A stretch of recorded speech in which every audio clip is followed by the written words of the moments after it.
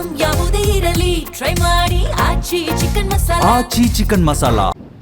ಈ ಬಾರಿ ರಾಜ್ಯದಲ್ಲಿ ಭೀಕರ ಬರಗಾಲ ಎದುರಾಗುತ್ತಾ ಅನ್ನೋ ಚರ್ಚೆ ಆರಂಭವಾಗಿದೆ. ಅದಕ್ಕೆ ಪೂರಕ ಎಂಬಂತೆ ಮೈಸೂರು ಜಿಲ್ಲೆ ಎಚ್.ಡಿ. ಕೋಟೆ ತಾಲೂಕಿನ ಬೀಚನಹಳ್ಳಿಯ ಕಬಿನಿ ಜಲಾಶಯದ ಹಿನ್ನೀರಿನಲ್ಲಿ ಸಾಕಷ್ಟು ವರ್ಷಗಳ ಹಿಂದೆ ಮುಳುಗಡೆಯಾಗಿದ್ದಂತಹ ದೇವಸ್ಥಾನ ಈಗ ಕಾಣಿಸಿಕೊಳ್ಳುವಂತಹ ಪರಿಸ್ಥಿತಿಯಲ್ಲಿದೆ. ನಾನೀಗ ಕಬಿನಿ ಹಿನ್ನೀರಿನಲ್ಲಿದ್ದೇನೆ. ನೀವು ನೋಡ್ತಾ ಇರ್ಬೋದು ಈ ಒಂದು ಸ್ಥಳದಲ್ಲಿ ಇಲ್ಲಿ ಏನು ಕಲ್ಲುಗಳ ರಾಶಿ ಕಾಣಿಸ್ತಾ ಇದೆ.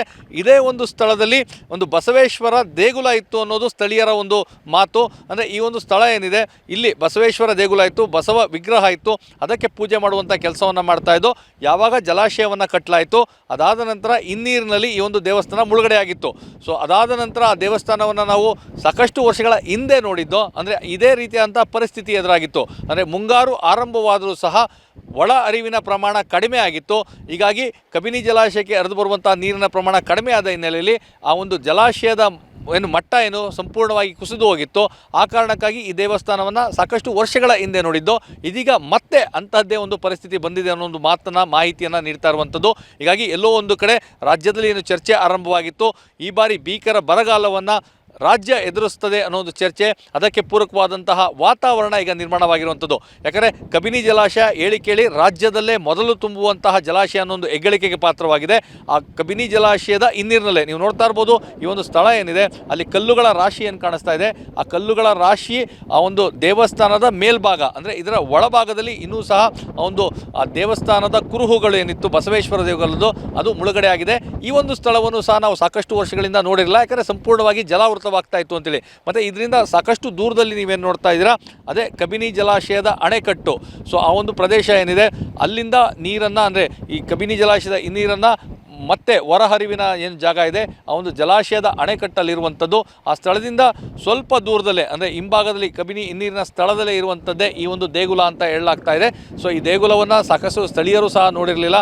ಇದೀಗ ನೀರಿನ ಪ್ರಮಾಣ ಸಂಪೂರ್ಣವಾಗಿ ಕುಸಿತ ಕಂಡಿರೋದ್ರಿಂದಾಗಿ ಆ ದೇವಸ್ಥಾನ ಗೋಚರವಾಗ್ತಾ ಇದೆ. ಕೆಲ ದಿನಗಳ ಹಿಂದೆ, ಅಂದರೆ ಈಗ ಸ್ವಲ್ಪ ಒಳಹರಿವಿನ ಪ್ರಮಾಣ ಹೆಚ್ಚಾಗಿ ಕಾಣಿಸ್ತಾ ಇದೆ. ಕೆಲ ದಿನಗಳ ಹಿಂದೆ ಮತ್ತಷ್ಟು ಈ ಒಂದು ನೀರು ಕುಸಿತವನ್ನು ಕಂಡಿತ್ತು, ಮತ್ತು ಮತ್ತಷ್ಟು ಭಾಗಗಳು ಸಹ ಗೋಚರವಾಗ್ತಾ ಇತ್ತು. ಈ ಕಾರಣಕ್ಕಾಗಿ ಎಲ್ಲೋ ಒಂದು ಕಡೆ ಸಾಕಷ್ಟು ವರ್ಷಗಳ ಹಿಂದೆ ಬಂದಂತಹ ಬರಗಾಲ ಮತ್ತೊಮ್ಮೆ ಬರ್ತದ ಅನ್ನೋ ಒಂದು ಚರ್ಚೆಗೆ ಆ ಒಂದು ಪೂರಕವಾದಂತಹ ವಾತಾವರಣ ಇಲ್ಲಿ ಕಾಣ್ತಾ ಇರುವಂಥದ್ದು. ಈ ಬಗ್ಗೆ ಮಾತಾಡಲಿಕ್ಕೆ ನಮ್ಮ ಜೊತೆಗೆ ಸ್ಥಳೀಯರಿದ್ದಾರೆ. ಮತ್ತು ಈ ದೇವಸ್ಥಾನದ ವಿಶೇಷತೆ ಏನೋ ಅವ್ರನ್ನೇ ಕೇಳೋಣ. ಈ ಒಂದು ಸ್ಥಳ ಏನಿದೆ ದೇವಸ್ಥಾನ ಬಸವೇಶ್ವರ ದೇವಸ್ಥಾನ ಅಂತ ಎಲ್ಲ ಹೇಳ್ತಾರೆ, ಏನಿದು ಅಂತ? ಸರ್ ಹೌದು, ಆವಾಗ ನಮ್ಮ 15 ವರ್ಷದಿಂದ ಡ್ರೈ ಆಗಿತ್ತು, ಆವಾಗ ಕಾಣಿಸ್ಕೊಂಡಿರಲಿಲ್ಲ.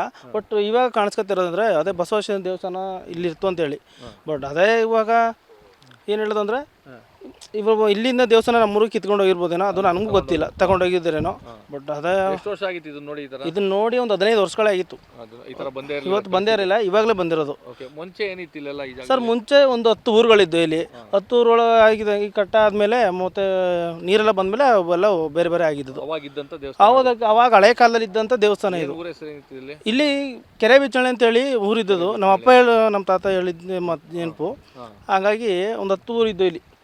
ಅವಾಗ ನೀರೆಲ್ಲ ಬಂದಮೇಲೆ ಎಲ್ಲ ಆ ಕಡೆ ಈ ಕಡೆ ಶಿಫ್ಟ್ ಆಗಿದ್ದು. ಇವಾಗಿಂದ ಕಾಣಿಸಿರಲಿಲ್ಲ, ಬಟ್ ಇವಾಗ ನೋಡಿದ್ದು ನಾವು 15 ವರ್ಷ ಕಾಣಿಸಿರಲಿಲ್ಲ, ಇವಾಗ ಕಾಣಿಸ್ತಿರೋದು. ಇದು ಸ್ಥಳೀಯರ ಮಾತು. ಈ ಒಂದು ಸ್ಥಳ ಏನು ನಾನು ನಿಂತಿದ್ದೇನೆ, ಹಿಂದೆ 10 ಊರು ಇಲ್ಲಿ ಇತ್ತು. ಯಾವಾಗ ಜಲಾಶಯವನ್ನು ನಿರ್ಮಾಣ ಮಾಡಲಾಯಿತು, ಜಲಾಶಯಕ್ಕಾಗಿ ಒಂದು ಹಿನ್ನೀರು ಇಲ್ಲಿ ಬಂದಂಥ ಸಂದರ್ಭದಲ್ಲಿ ಎಲ್ಲ ಊರುಗಳನ್ನು ಸ್ಥಳಾಂತರ ಮಾಡಿದರು. ಅದೇ ರೀತಿಯಾಗಿ ದೇವಸ್ಥಾನವನ್ನು ಸಹ ಸ್ಥಳಾಂತರ ಮಾಡುವಂಥ ಕೆಲಸವನ್ನು ಮಾಡಿದರು. ಆದರೆ ಆ ದೇವಸ್ಥಾನದ ಕುರುಹುಗಳು ಏನಿದ್ವು ಅದು ನೀರಿನಲ್ಲಿ ಮುಳುಗಡೆ ಆಗಿತ್ತು. ಕಳೆದ 15 ವರ್ಷಗಳಿಂದ ಸಹ ನಾವು ಅದನ್ನು ನೋಡಿರಲಿಲ್ಲ. ಈಗ ಮತ್ತೊಮ್ಮೆ ಅದು ನೋಡುವಂಥ ವಾತಾವರಣ ನಿರ್ಮಾಣ ಆಗಿದೆ ಅನ್ನೋ ಮಾತನ್ನ ಹೇಳಿದ್ದಾರೆ. ಇದನ್ನು ನೋಡಿದರೆ ಎಲ್ಲೋ ಒಂದು ಕಡೆ ರಾಜ್ಯದಲ್ಲಿ ಆಗ್ತಾ ಇರುವಂತಹ ಬರಗಾಲದ ಚರ್ಚೆ ಇದೆ, ನಿಜವಾಗುತ್ತಾ ಅನ್ನೋ ಆತಂಕ ಎಲ್ಲರನ್ನೂ ಸಹ ಕಾಡ್ತಾ ಇರುವಂಥದ್ದು. ಕಬಿನಿ ಜಲಾಶಯದಿಂದ ಕ್ಯಾಮ್ರಾ ಪರ್ಸನ್ ಜೀವನ್ ಜೊತೆ ರಾಮ್, TV9 ಮೈಸೂರು.